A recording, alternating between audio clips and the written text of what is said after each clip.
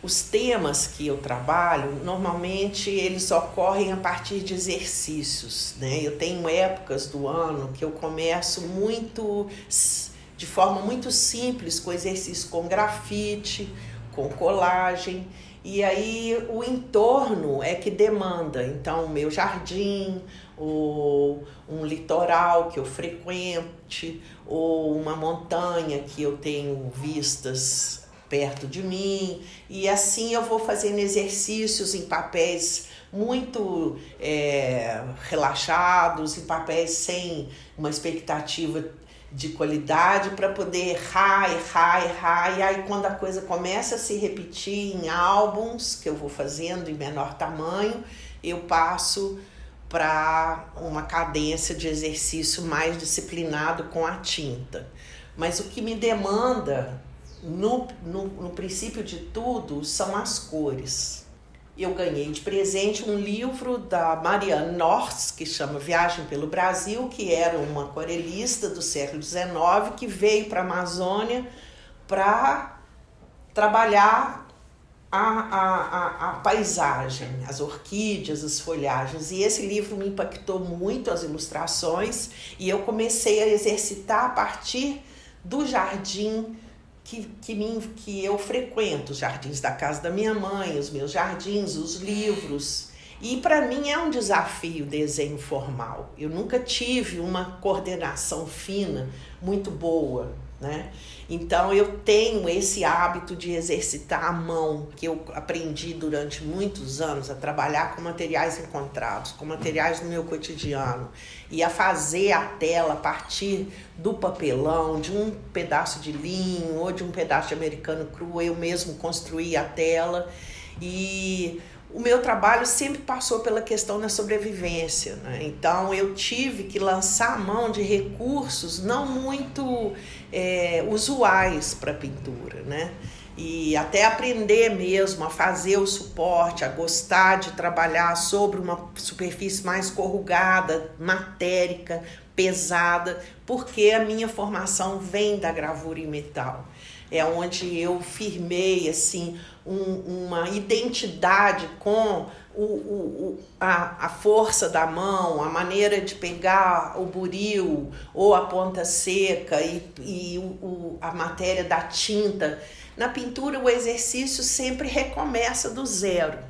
Então, eu vou trabalho na horizontal, né? E depois estendo a tela, distancio de mim, cubro com uma massa, lixo, volto de novo, e trabalho 3, 4 suportes de uma vez para que eu possa criar um diálogo as relações entre as peças, né?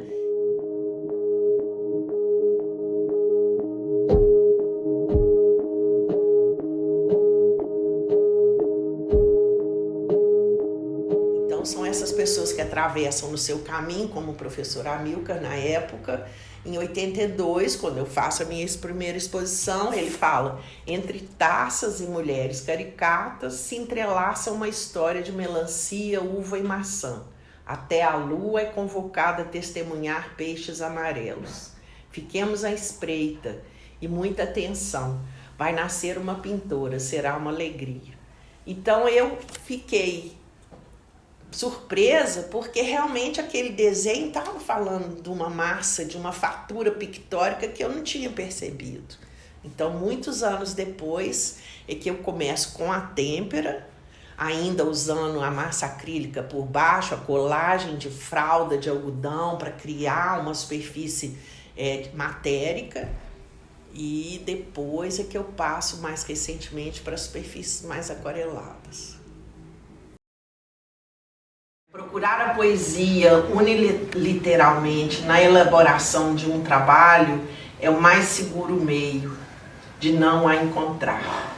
Eu estava fazendo doutorado e eu tinha assim, uma prevenção com a questão do escrever e nunca mais pintar. Eu achava que aquilo ia me roubar da função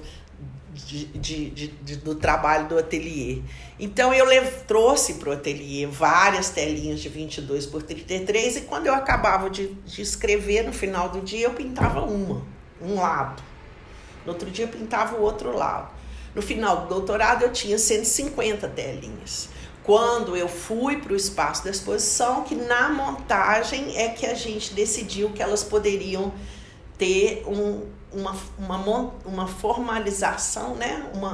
Um diálogo de uma parede única. Então ficamos expondo 70 telinhas de um lado, 70 do outro. E isso deu uma dimensão para o trabalho inesperada, como sempre, né? Em relação à composição nos trabalhos, a cor é que direciona, o peso, né? O volume da pincelada. O grafite é leve, a aquarela é leve, mas o formato físico, ele é só um pretexto, né? Funcional, porque na verdade eu trabalho além desses limites. Então, quando eu faço, por exemplo, quando eu trabalho com as acrílicas sobre papel, eu delimito com uma fita crepe e ao mesmo tempo eu desobedeço esse limite, porque eu passo da borda, né? Então, em 91 eu fiz uma viagem à Amazônia que eu acho que os artistas têm que pesquisar o próprio território, porque foi tão fundamental ter visto a dimensão espacial da geografia do lugar, né? Do meu território que eu não conhecia. Você conhece a Europa e não conhece o seu território, como que é isso? Então, o horizonte, os rios, a largueza, né? Como que você não enxerga a outra margem, que fez completamente uma reviravolta no ponto de vista que eu vinha até então, tanto que eu me submeti até a uma disciplina na geografia, na UFMG, com o Cássio Issa, para questionar o ponto de vista geográfico, que muda seu entendimento do que você está propondo. Então, Milton Santos, Boaventura Souza Santos, estudar esses autores que trazem para a consciência um ponto de vista do território, do lugar que você ocupa.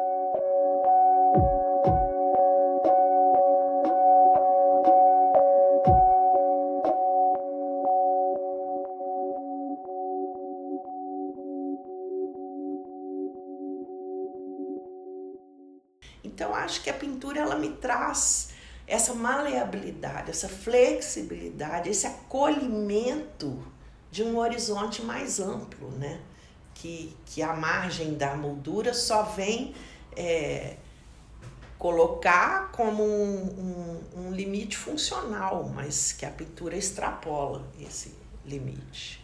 Quantos artistas, assim, eu estou sempre atenta, sempre aprendendo, né? Das mulheres artistas tem a Georgia O'Keeffe, que tem aquela casa maravilhosa no Novo México, né? Que isenta de forma silenciosa e a pintura tão voluptuosa, tão tênue também, tão delicada e ao mesmo tempo quando você vê ao vivo é uma coisa, quando você vê impresso é outra. E eu considero que nós, artistas do Brasil, somos privilegiados porque a gente tem muito talento. A gente não tem formação de museu, a gente conhece tudo de publicação. Então isso, e a gente chegou aonde que a gente chegou trabalhando a nossa formação a partir de livros, de bibliotecas. Então a gente é muito legal, porque não é? Se você tivesse um museu para ver um Bonnard, um Pierre Bonnard maravilhoso que trabalha o contexto do cotidiano, a sua sala de visitas, a copa, a cozinha, com aquela pintura espetacular, com cores infindáveis, como que ele consegue aquilo, né?